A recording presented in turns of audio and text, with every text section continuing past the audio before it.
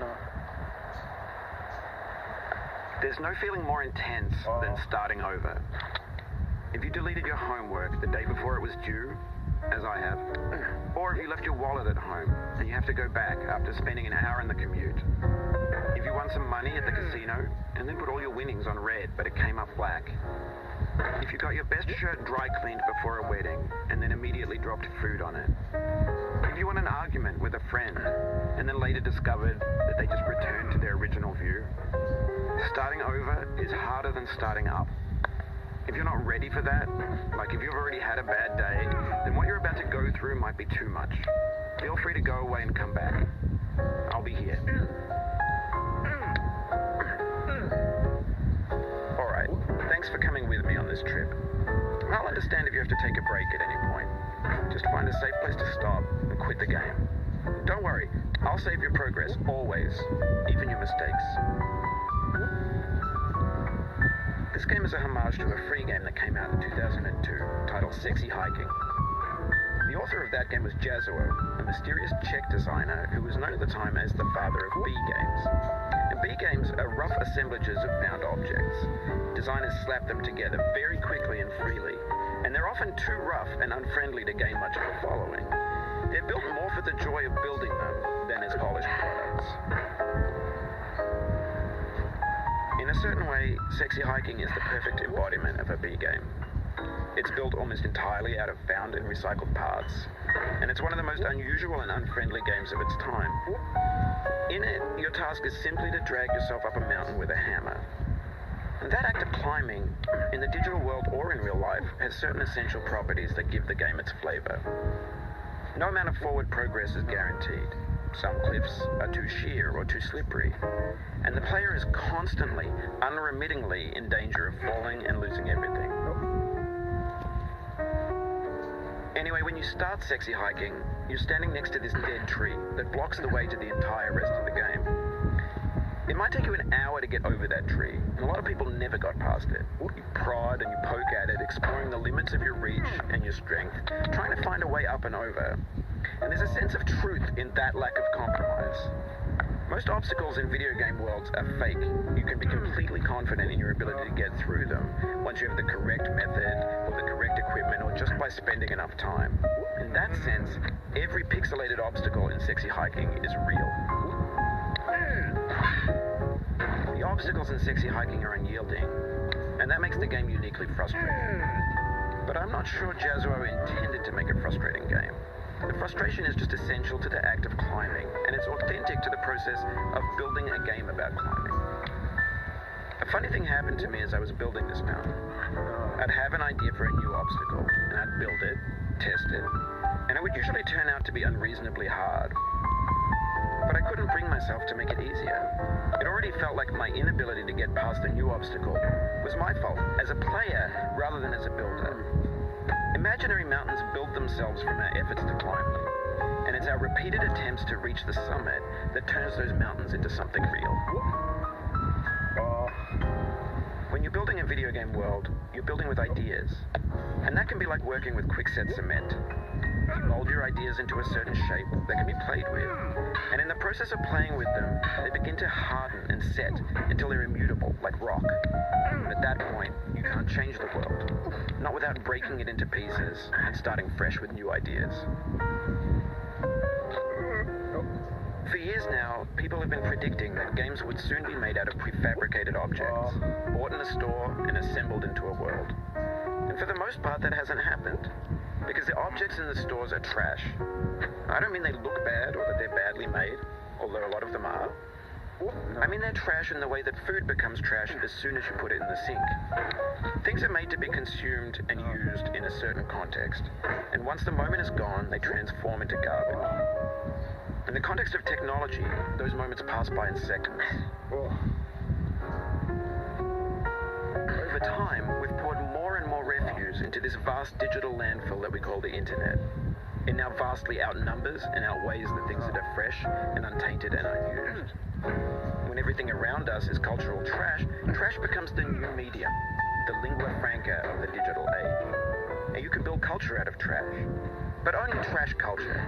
B games, B movies, B music, be philosophy.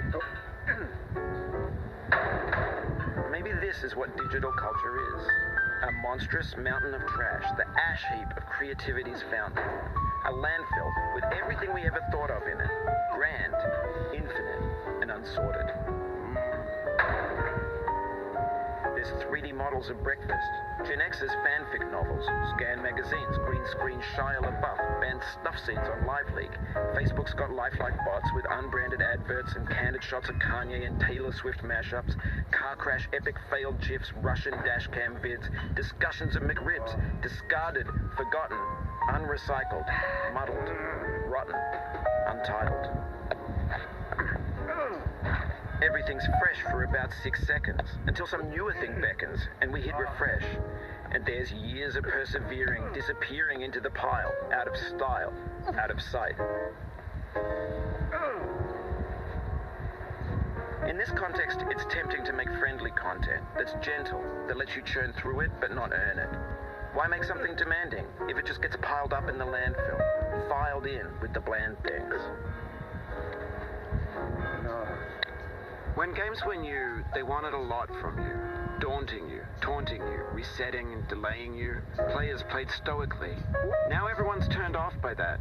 They want to burn through it quickly. A quick fix for the fickle. Some tricks for the clicks of the feckless. But that's not you. You're an acrobat. You could swallow a baseball bat. Now I know, most likely you're watching this on YouTube or Twitch, while some dude with 10 million views does it for you, like a baby bird being fed chewed up food. That's culture too. But on the off chance that you're playing this, what I'm saying is, trash is disposable, but maybe it doesn't have to be approachable. What's the feeling like? Are you stressed? I guess you don't hate it if you got this far, feeling frustrated. It's underrated. Is sweet, juicy fruit locked inside a bitter peel. That's not how I feel about a challenge. I only want the bitterness. It's coffee. It's grapefruit. It's licorice. It feels like we're closer now. Composer and climber, designer and user. You could have refused, but you didn't. There was something in you that was hidden, that chose to continue. It means a lot to me that you've come this far, endured this much. Every wisecrack, every insensitivity, every setback you've forgiven me is a kingly gift that you've given me. We have the same taste, you and I. It's not ambition. It's ambition's opposite. An obdurate mission to taste defeat. You'll feel bad if you win, so I put this snake in for you. Have you thought about who you are in this? Are you the man in the pot, Diogenes? Are you his hand? Are you the top of his hammer? I think not. Where your hand moves, the hammer may not follow, nor the man, nor the man's hand. In this you're his will, his intent, the embodied resolve in his uphill ascent. Oh, you just lost a lot of progress. That's a deep frustration, a real punch in the gut.